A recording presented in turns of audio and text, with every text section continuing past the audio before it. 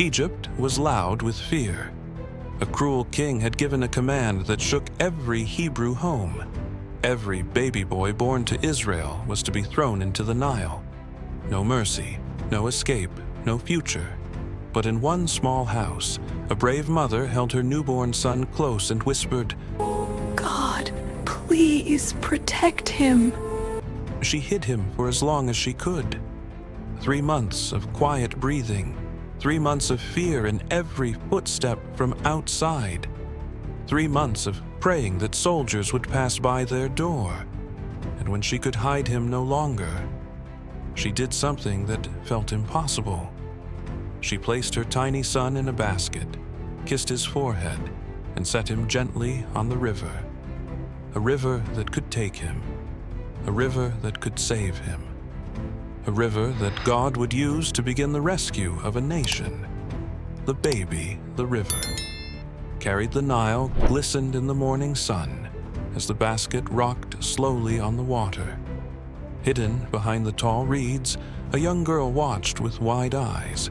It was Miriam, the baby's older sister, and she wasn't leaving him, not for a moment.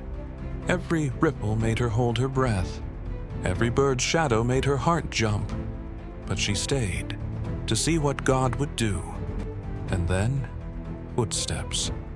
The daughter of Pharaoh, princess of Egypt, walked down to the river with her servants. She spotted the basket, pointed, and ordered it to be brought to her. When she opened it, the baby cried. The princess froze. Her face softened. Her heart opened. "This is one of the Hebrew babies." But not with anger, with compassion. She looked at the tiny child and felt something she never expected. Love, courage, a determination to protect him even if he was the son of slaves. From the reeds, Miriam stepped out, trembling but brave. "Would you like me to find someone to care for the baby?" She asked. The princess smiled. "Yes. Go." Miriam ran home faster than she had ever run before.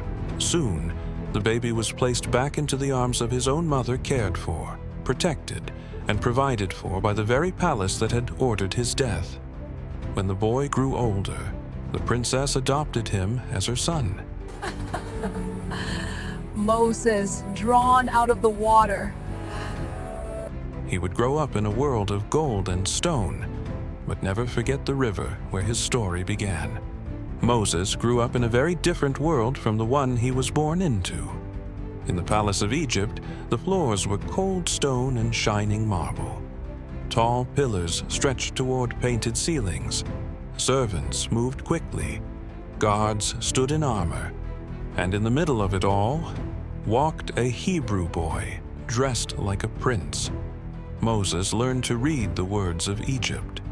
He heard stories of their gods, their power, their kings. He walked in halls where his people could never walk. To everyone who saw him, he looked like an Egyptian. But in his heart, he knew the truth. At home, when he was still small, his real mother had held him close and whispered the stories of his people. She told him about the God of Abraham, Isaac, and Jacob, about the promises made to their fathers, and about the suffering of their people under Pharaoh's cruel hand. So, as Moses grew, he carried 2 worlds inside him, the world of the palace and the world of the slaves. He saw the crowds of Hebrew workers under the sun, carrying heavy stones to build cities that were not their own. He saw the fear in their eyes when soldiers shouted. He saw the tired lines on their faces, and something in him ached. He could not forget that he was one of them. He might dress like a prince, eat like a prince, walk like a prince, but in his heart, he was still a son of Israel. One day, when he was older, Moses walked out to where his people were working. He watched as Hebrew men struggled under heavy loads. Their backs were bent, their hands were raw. Dust rose around them like a cloud of sorrow. Moses' hands curled into fists. His heart burned with anger and sadness. He did not know it yet, But the same fire that would one day burn in a bush without turning it to ash was already beginning to stir inside his heart. A heart for justice, a life in danger. As Moses watched the workers, he saw something that made his blood run cold. An Egyptian taskmaster was beating a Hebrew slave. The man cried out. The whip came down again. Moses looked around. No one else was close. No one stood between the slave and the whip. A storm rose inside Moses. He thought of his mother's stories. He thought of his people's pain. He thought of all the days he had walked past this suffering, safe inside palace walls. And in that moment, he made a choice. He stepped forward. The scene turned fierce. There was a struggle. And when it ended, the Egyptian lay still in the sand. Moses' chest heaved. The world went quiet. He looked left and right. No one had seen. At least that's what he thought. Quickly, he buried the Egyptian's body in the sand and walked away, his heart pounding. The next day, Moses went out again. This time, he saw two Hebrews fighting each other. He rushed toward them. "Why are you hurting your own brother?" One of the men glared at him. "No, who made you ruler and judge over us? Are you going to kill me too, like you killed the Egyptian?" Moses froze. The words cut deeper than any sword. His secret was not a secret. People knew. And if the people knew, Pharaoh would know. Fear gripped Moses' heart. He had wanted justice. He had wanted to help. But now his life was in danger.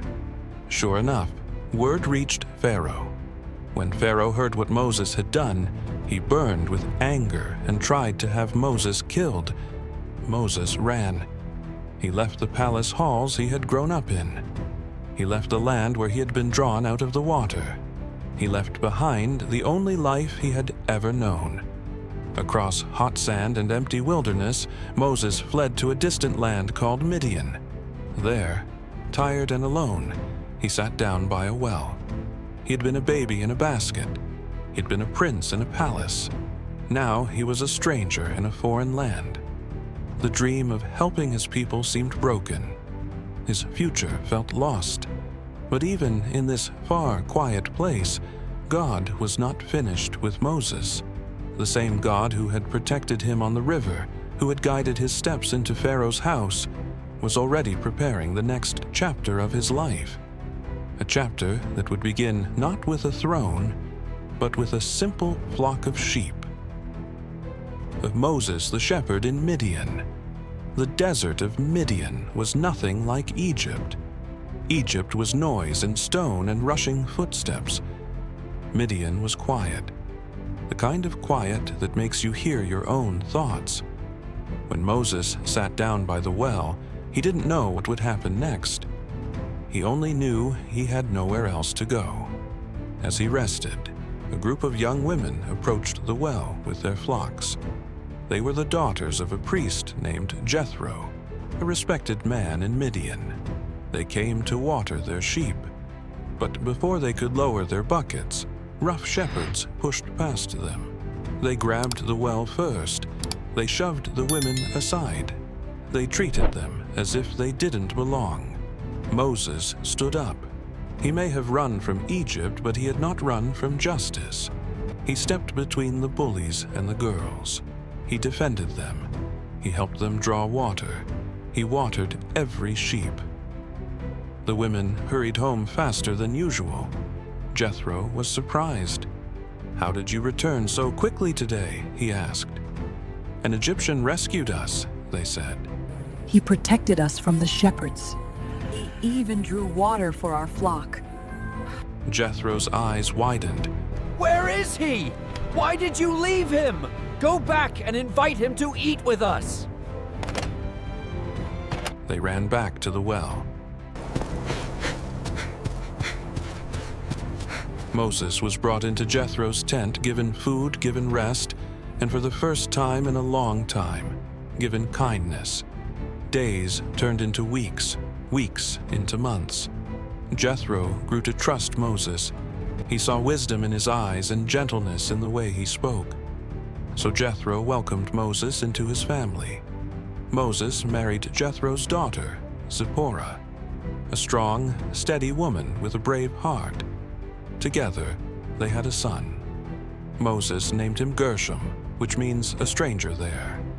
Because no matter how long Moses lived in Midian, his heart remembered the people he had left behind. He was safe here, but Israel was not. Still, life continued. Moses became a shepherd, a calm, humble life, far from Egypt's danger, far from the weight of his past. He led sheep across wide hills and quiet valleys. He learned patience. He learned gentleness. He learned to listen, not just with his ears, but with his heart. He didn't know it, but this quiet training was shaping him for something much bigger. A shepherd of sheep would one day become a shepherd of a nation, past. Moses watched his sons grow. He cared for Jethro's flocks. He walked the desert paths so many times that he could follow them with his eyes closed. Many people believed Moses' story was over, a runaway prince, a shepherd in hiding, just another man in a far-off land. But God knew better, because while Moses lived quietly in Midian, Israel suffered loudly in Egypt. The Hebrews groaned under crushing labor. Their cries rose up from the brickyards, from the fields, from the places where whips cracked and hope bled away. And the most important words in the entire world at that moment were these: God heard, God remembered, God saw, and God knew. He remembered his promise to Abraham. He saw the pain of the people Moses had left behind, and he knew the exact man who would lead them out. Not a prince wearing gold, not a warrior with a sword, but a shepherd with a staff and a heart that had learned compassion the hard way. One day, Moses led his flock farther than usual, up a mountain the locals called Horeb, the mountain of God. The air was still. The sand was warm. The sheep grazed quietly. Then Moses saw something that made him stop, blink, look again. A bush was on fire, bright, fierce flames, but the branches were not burning. The fire moved, but the leaves did not turn to ash. The light flickered, but the bush stood alive. Moses stepped closer. He didn't know it yet, but he was about to walk into the moment that would change his life and shake the world. The God who had protected him as a baby, guided him as a prince, and shaped him as a shepherd, was about to speak. The desert years were long, but not empty. Moses settled into his life with Zipporah. Their home was simple, warm, and full of peace, so different from the noise and danger of Egypt. Zipporah was steady and wise, the kind of woman who understood silence. She walked beside Moses through calm days, hard days, and days where he wondered what his life truly meant. Moses had another son.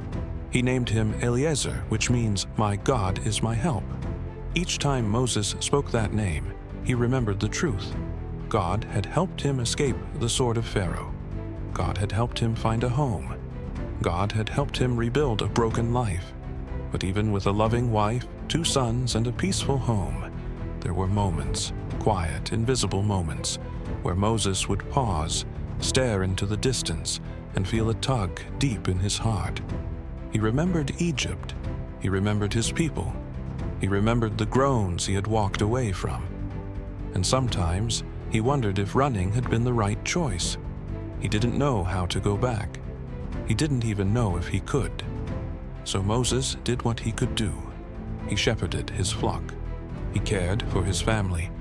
He lived faithfully in the small things.